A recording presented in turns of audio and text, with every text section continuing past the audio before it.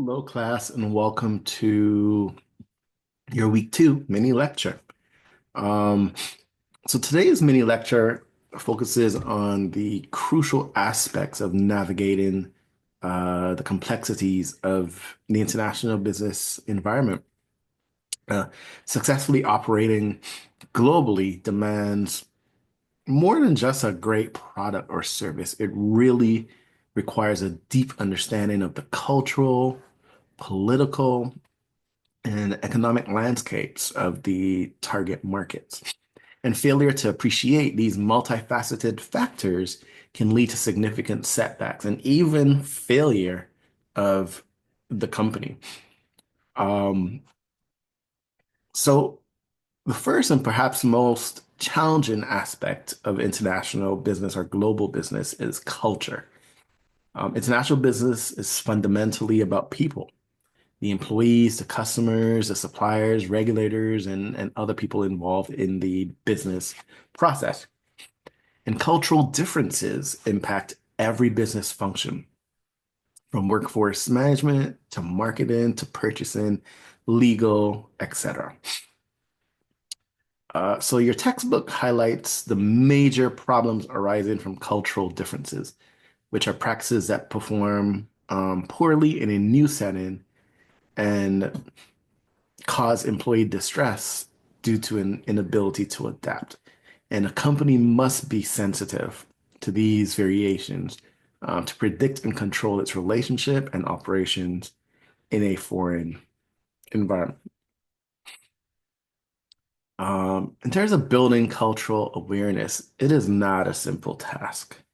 It requires recognizing that culture comprises learned norms based on attitudes, values, and beliefs. And while some may seem to have an innate ability to navigate cultural nuances, most individuals need some type of training and they need practice. There's no single foolproof method for building cultural awareness. And there's an ongoing debate about the extent and depth of cultural differences across the globe. However, consistent effort to learn about other cultures and their norms will drastically improve a company's chances of success in the global marketplace. We also need to think about the impact of social stratification. So, understanding social stratification, which is how society values certain groups more than others, is very important.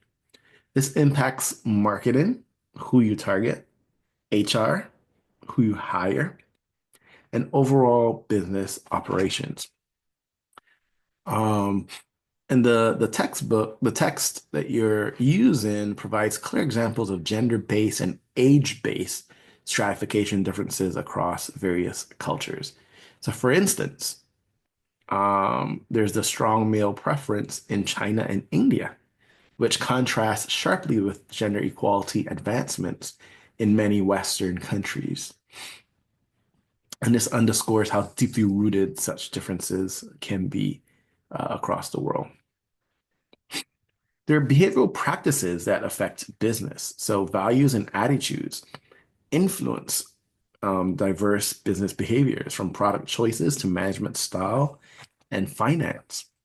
For example, family-based business structures can be common in some cultures, leading to potential challenges in terms of corporate governance and decision making. You have to consider motivation and materialism. There are varying levels of materialism, and the importance of leisure time vary across cultures. These affect employee motivation and productivity levels. And understanding these differences is vital for setting appropriate compensation and reward systems. We need to consider relationship preferences. So the concept of power distance is essential in the global marketplace. Some cultures have a high power distance, emphasizing hierarchical structures, while others are low power distance and favor collaborative decision making. And this affects not only leadership styles, but also marketing and sales approaches. Another essential concept is that of individualism versus collectivism. In collectivist cultures, group harmony and loyalty are highly valued, which contrasts more with individual societies. And there's some strategies for dealing with cultural differences that you read about in the textbook, but adapting to culture to different cultures requires a cost-benefit analysis. Some adjustments produce significantly better results, while others offer marginal gains at high cost. And the pace of change is also crucial. Too rapid a change can cause resistance, while too slow a pace can stifle progress. So participation and reward sharing can significantly ease the transition to new practices. You also want to consider the political environment. So the political environment significantly impacts business operations globally. Understanding political ideologies and systems is very, very important and essential to make informed business decisions.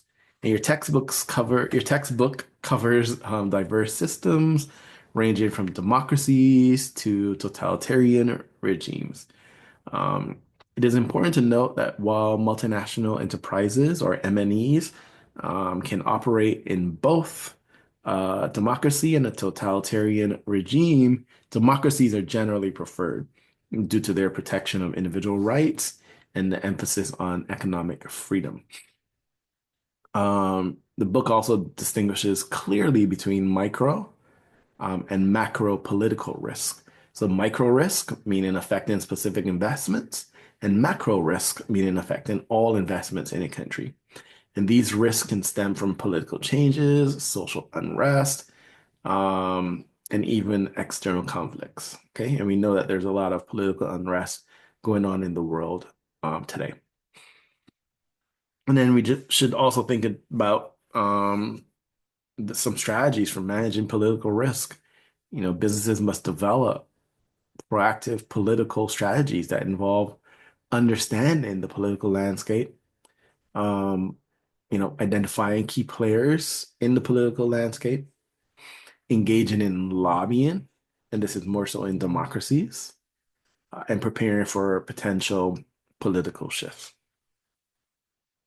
Lastly, is the economic environment, which significantly impacts multinational enterprises in the global marketplace.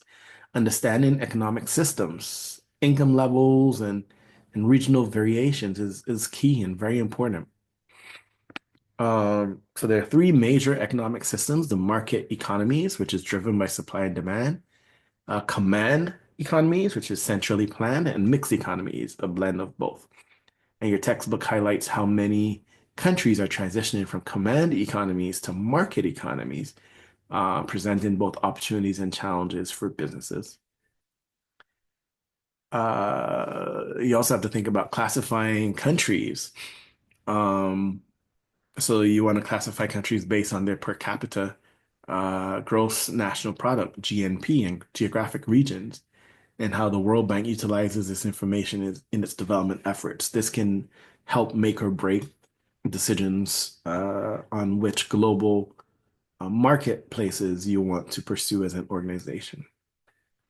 So, in summary, international business success requires a comprehensive understanding of cultural nuances, political landscapes, and economic factors.